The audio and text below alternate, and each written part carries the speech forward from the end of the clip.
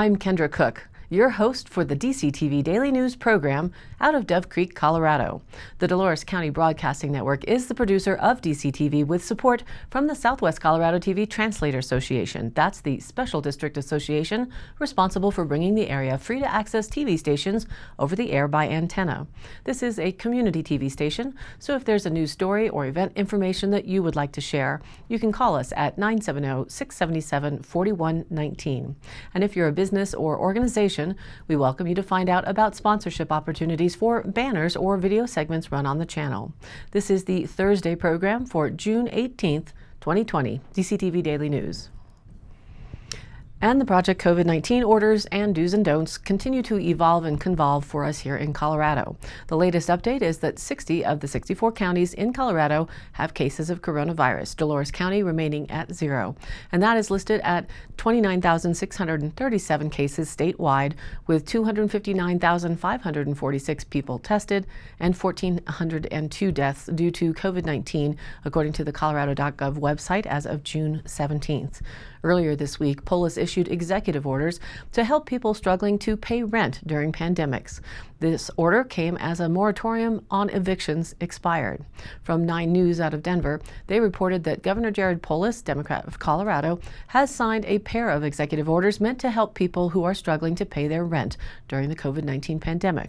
One order suspends a state law requiring landlords to provide their tenants 10 days notice of default for non-payment of rent, and instead calls for landlords to provide 30 days notice of any default for non-payment before taking action. The order also directs the executive director of the Department of Local Affairs, DOLA, to work with landlords to implement the model rent repayment agreements created by DOLA to help people who are unable to pay rent because of financial hardship caused by the pandemic. Landlords and lenders are also prohibited from charging any late fees or penalties for any breach of the terms of a lease or rental agreement due to non-payment incurred from May 1st through June 13th, 2020. The order makes clear that it does not relieve a person from their obligation to make rent or mortgage payments. The other order allows DOLA to continue to provide rental and mortgage assistance to low and moderate income households and encourages local governments to loosen housing restrictions. It encourages local governments that place limits on the number of unrelated people who can live in a single household, or that prohibit group or boarding houses to suspend or eliminate those restrictions to enable homeowners to rent or give a room to people who need a place to live. It also encourages local governments that place limits on the number of days hotel rooms may be occupied to suspend or eliminate those restrictions. Other executive orders signed by the governor on Saturday speed up unemployment insurance claims processing and help people who are having trouble paying their utility bills. The orders come as a statewide moratorium on evictions expired on Monday, prompting fears of a wave of evictions of people who have lost their jobs amid the economic devastation caused by the pandemic. Zach Newman with the COVID-19 Eviction Defense Project says somewhere in the vicinity of 300 to 400,000 Coloradans could be at risk of eviction by the end of this year. And now let's take a look at that local weather as we head into the official first weekend of summer. Today, some patchy smoke remains, sunny skies with a high near 77 degrees with an east wind 5 to 15 miles an hour becoming west by the afternoon. For tonight, more patchy smoke, partly cloudy, and a low around 50 degrees with west-southwest winds at 5 to 15 miles an hour, shifting east-northeast after midnight. For Friday, apparently it's Black Friday on the graphic, patchy smoke before noon, mostly sunny with a high near 78 degrees, and that wind shifts out of the north at 10 to 15 miles an hour becoming west by the morning. For Friday night, mostly clear and a low around 48 degrees with northwest winds 10 to 15 miles an hour, moving out of the east-northeast at 5 to 10 miles an hour in the evening. And for the first weekend of official summer on Saturday, we have a sunny day with a high near 82 degrees and light and variable west winds. Saturday night, mostly clear with a low around 52. And then heating up for Father's Day on Sunday, sunny with a high near 87 degrees. Sunday night, mostly clear and a low around 54. And next week, we tear right into the feeling of summer. For Monday, sunny with a high near 90 degrees or more. Monday night, mostly clear and a low around 57. Tuesday, sunny with a high near 91. Tuesday night, mostly clear with a low around 58. And still no moisture in sight. Come on, monsoons. And now back to the news. The Dolores County Sheriff's Roundup for the week of June 8th through the 14th, 2020. They received a report of a semi-truck driver pulling a gun on another semi-truck driver. Both drivers of the semis were detained at the Utah Port of Entry upon arrival of a Dolores County deputy. Both subjects were interviewed and the case is under investigation. A Dolores County deputy assisted a BLM officer who had located a vehicle involved in a hit and run in Montezuma County at the Bradfield campground. A report of possible assault and criminal mischief is under investigation. Vandalism of the school concessions stand. This case is also under investigation.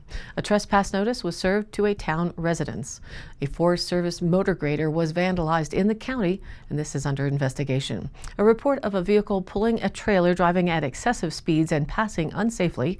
Deputy located the vehicle and gave them a verbal warning. Fire inspection was performed on a local business. A report of gasoline theft. This is under investigation. Noise complaint at a county residence. The deputy responded and kindly asked the resident to turn down their music. A report of an altercation between two county residents was reported. A backpack containing some gear was turned into the sheriff's office by BLM. Please call the sheriff's office to identify it. Vehicle was struck by a crowbar. It was reported. A case is under investigation. Report of dogs constantly barking on 4th Street. Animal control was notified. A vehicle was reported by numerous vehicles for driving erratically, and a sheriff's deputy was able to stop the vehicle, and he was summoned to court.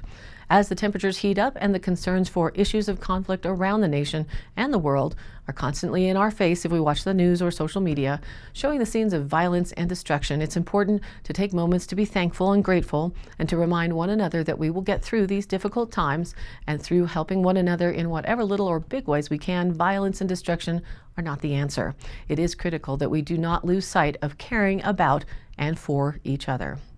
The Dolores County Sheriff's Department cares that you act with common sense in regard to our currently super dry and windy conditions. They have issued now a county-wide open fire burn ban.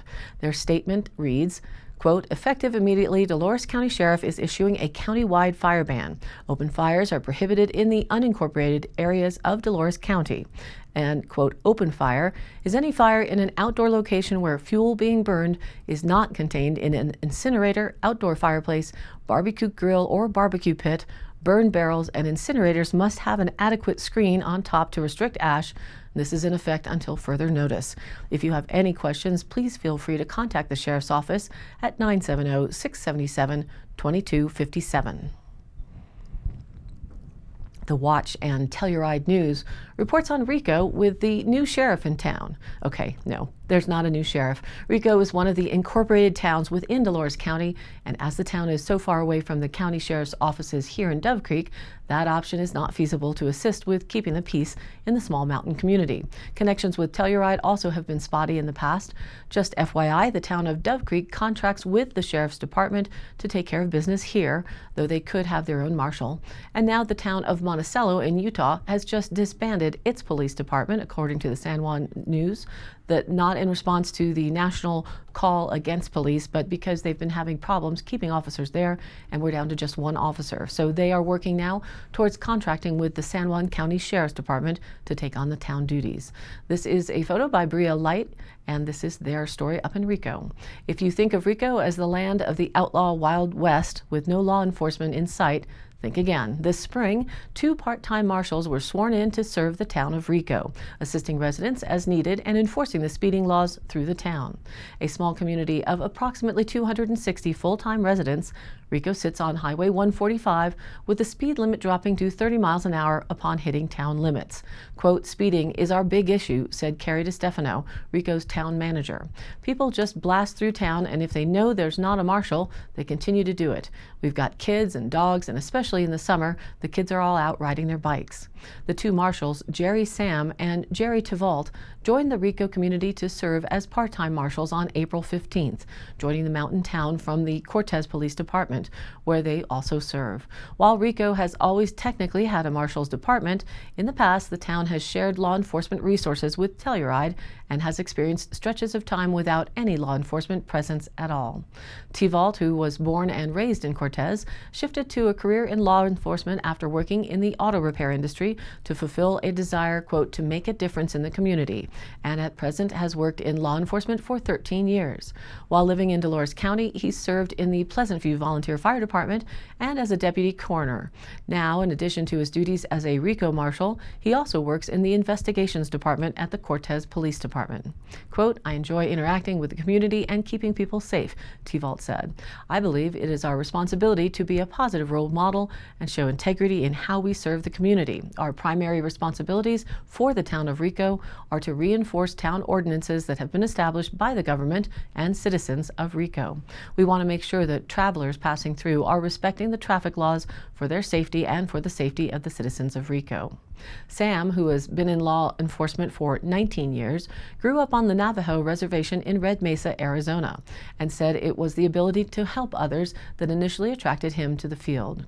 Quote, the biggest reward is knowing that you have helped someone when there was no one else to help, he said of his job, recalling an incident when he responded to a call for a man who was suicidal. Quote, I sat with him for several hours talking to him, and I managed to talk him out of it. Years later, he saw me on a call, and he thanked me and told me he was happily married, and had I not talked to him, he would not have experienced the happiness he had now. Given the current political climate towards police departments nationwide, it's a unique time to be wearing a badge, but the officers expressed that within their small communities, many have shown support. Quote, since I started in Rico, there has been nothing but positivity from the Rico community, Sam said. Every day in law enforcement can be simultaneously a stressful and rewarding experience, he acknowledged. You interact with people at both their best and their worst. Tevault agreed, adding that at times it can be very difficult. We see things some people don't see, from the very best of people to the worst. Sometimes we have to make tough choices, and under the uniform, I'm a person just like any other person, and will continue to do my job with honesty, integrity, and honor. And a big thank you to all of those serving in the police offices around our area. Forbes writes that Cream of Wheat becomes the fourth brand in 24 hours to revisit packaging over racist origins. B&G said in a statement that the company is, quote, initiating an immediate review of the Cream of Wheat brand packaging. Cream of Wheat has been criticized for the chef character, Rastus, that has been featured on its packaging since 1890 and whose name is widely considered derogatory to black men. B&G said it recognized public concerns regarding the chef image and committed to proactively take steps to ensure the brand does not, quote, inadvertently contribute to systemic racism. Pepsi Company got the ball rolling Wednesday morning with the announcement that it would replace its Aunt Jemima pancake mix and syrup with a completely new brand, responding to longtime denouncements of the racist caricature on its packaging.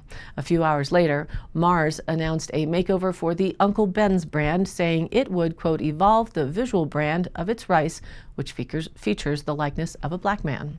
Shortly after, ConAgra brand said it would carry out a complete brand and packaging review of its pancake syrup brand, Mrs. Butterworth.